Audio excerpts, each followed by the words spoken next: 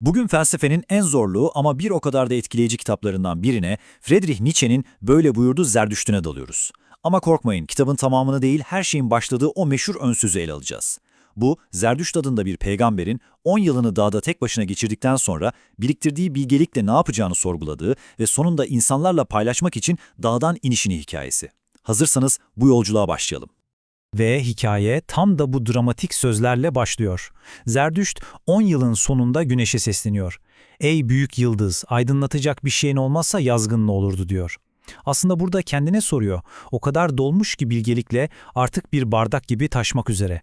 Tıpkı güneşin ışığını paylaşmak zorunda olması gibi o da kendi aydınlığına biriktirdiği o her neyse onu insanlara sunmak için artık aşağı inmesi gerektiğini hissediyor. Bir zorunluluk bu, bir lütuf değil. Evet, Zerdüşt'ün inişi. Hikayemiz tam da burada başlıyor. Mağarasından çıkıyor ve dağdan aşağıya doğru yola koyuluyor. Ama bu sadece coğrafi bir iniş değil, çok daha fazlası. Aslında bu felsefi bir yüzleşmenin, insanlıkla yeniden buluşmanın ilk adımı. Yolculuğu daha yeni başlamışken ormanın derinliklerinde yaşlı bir münzeviyle karşılaşıyor. Tam bir bilge figürü değil mi? Ama bu bilge Zerdüşt'ü insanlığa karşı uyarıyor. İnsanlardan uzak dur diyor adeta. Ben burada Tanrı'ya ilahiler söyleyerek mutluyum. Sen de insanlara bulaşma, dön geri demeye getiriyor. Zerdüşt'ün tepkisi ise tam bir şok. Kendi kendine diyor ki, inanılır gibi değil. Bu kutsal ihtiyar, ormandaki bu adam Tanrı'nın öldüğünü daha duymamış. İşte bu Nietzsche'nin en çok yanlış anlaşılan o meşhur Tanrı öldü fikrinin sahneye çıktığı an. Bakın bu basit bir ateizm ilanı değil, çok daha derin bir şey. Nietzsche'nin kastettiği şey toplumun dayandığı o mutlak ahlaki ve metafizik temellerin yani anlamı, amacı, iyi ve kötüyü belirleyen o üst yapının artık çöktüğü. Zerdüşt için bu bir felaket değil, aksine bir fırsat. Madem eski değerler öldü, o zaman insanlık artık kendi değerlerini yaratmak zorunda. İşte asıl mesele bu. Ve Zerdüşt bu düşüncelerle en sonunda bir kasabanın kalabalık pazar yerine varıyor. İşte burada ilk büyük konuşmasını yapıyor. İnsanlığın önüne iki seçenek koyuyor. İnsanüstü ve son insan. Bu bir yol ayrımı. Ya kendinizi aşacaksınız ya da tarihin gördüğü en zavallı yaratıklar olup çıkacaksınız. Peki nedir bu insanüstü? Yani Almancasıyla Übermensch. Zerdüşt diyor ki, İnsan aşılması gereken bir şeydir. İnsan üstü mevcut sürü ahlakının şöyle yapmalısın, böyle yapmamalısın diyen seslerin ötesine geçebilen kişi. O kendi değerlerini kendisi yaratan, anlamı gökyüzünde değil yeryüzünde arayan cesur bir yaratıcı.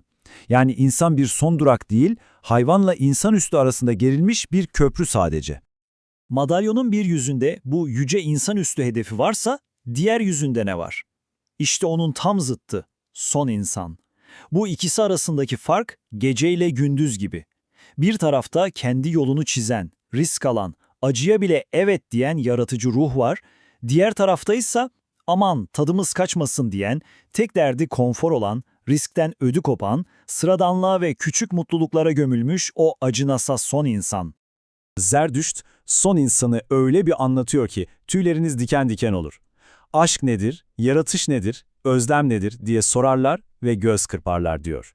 Yani her şeyi küçümserler, her şeyi basite indirgerler. Onlar için zorlu olan her şeyden kaçmışlardır. Yaşamın acısını hissetmemek için, hoş rüyalar için küçük zehirleri vardır. Nedir bunlar? Günlük oyalayıcılar, anlamsız eğlenceler, konfor alanları. Ve en korkuncu da ne biliyor musunuz? Hallerinden çok memnunlar. Biz mutluluğu keşfettik derler, kendilerinden emin bir şekilde. Varlığın tüm gizemini, tüm trajedisini ve büyüklüğünü yok eden bir mutluluk bu. Peki Zerdüşt bu sarsıcı konuşmayı yapınca kalabalık ne yapıyor dersiniz? Evet, kendimizi aşmalıyız mı diyorlar? Hayır, tam tersi. Kahkahalarla gülüyorlar, Zerdüşt'le dalga geçiyorlar. Çünkü onlar felsefi derinlik falan istemiyorlar. Onlar bir şov, bir eğlence peşindeler. Ve o anda gözleri pazar yerinin üzerinde gerilmiş bir ipe takılıyor. Orada bir ip cambazı gösteri yapmaya hazırlanıyor. İşte onların istediği şey bu. Ve böylece sahne değişiyor. Zerdüşt'ün sözlerinden pazar yerinin üzerindeki o ipe, o uçuruma geçiyoruz. Aslında bu kitabın en güçlü metaforlarından biri. Çünkü o ip cambazı sadece bir gösterici değil. O ip, insanlığın tehlikelerle dolu yolculuğunun ta kendisi. Nietzsche'nin o muhteşem ifadesiyle İnsan bir iptir ki hayvanla insanüstü arasına gerilmiştir. Uçurum üstünde bir ip. İşte bu kadar. İnsan olmak, güvenli bir yerde durmak değil. Hayvan olduğumuz geçmişle insanüstü olabileceğimiz gelecek arasında bir uçurumun üzerinde gerilmiş o incecik ipte yürümek demek. Her an düşme tehlikesiyle. Ve o ip cambazı aşağıda onu izleyen ve alay eden kalabalığa aldırmadan yürüyüşüne başlıyor. Her adım bir risk. Her adım dengede kalma mücadelesi. Aslında izlediğimiz şey kendine aşma çabasının o zorlu yolculuğun canlı bir tablosu. Tam işler yolunda gidiyor gibi görünürken bir anda sahneye bir soytarı fırlıyor. İpin diğer ucundan o da yürümeye başlıyor ve cambaza doğru yaklaşıyor. Onunla dalga geçiyor, "Ne kadar yavaşsın, senden daha iyi olanın yolunu kesiyorsun." diye bağırıyor. Bu soytarı, ilerlemeyi engelleyen, kaosu temsil eden her şey aslında. Ve sonra o korkunç an, soytarı bir çığlık atıp cambazın tam üzerinden atlıyor. Bu ani hareketle dengesini kaybeden cambaz ipin üzerinde tutunamıyor ve kalabalığın ortasına yere çakılıyor. Bu çok acı bir sembol.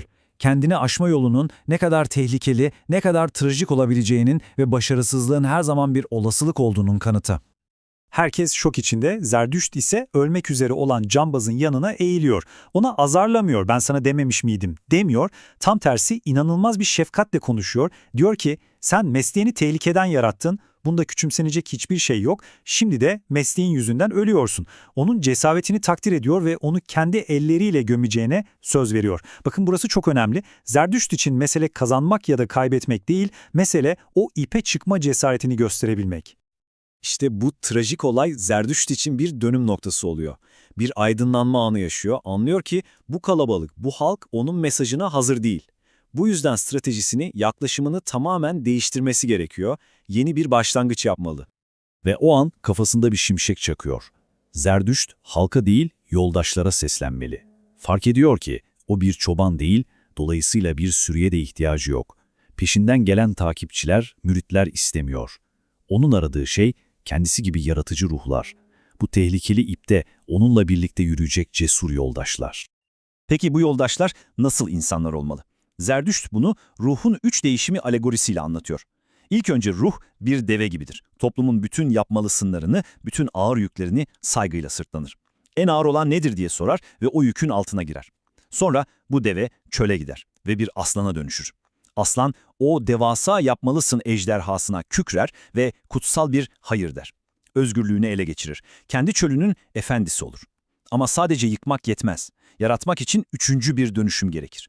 Aslan bir çocuğa dönüşmelidir. Çocuk masumiyettir, unutmaktır, yeni bir başlangıçtır, kendi kendine dönen bir çarktır, hayata ve oyuna kutsal bir evet der.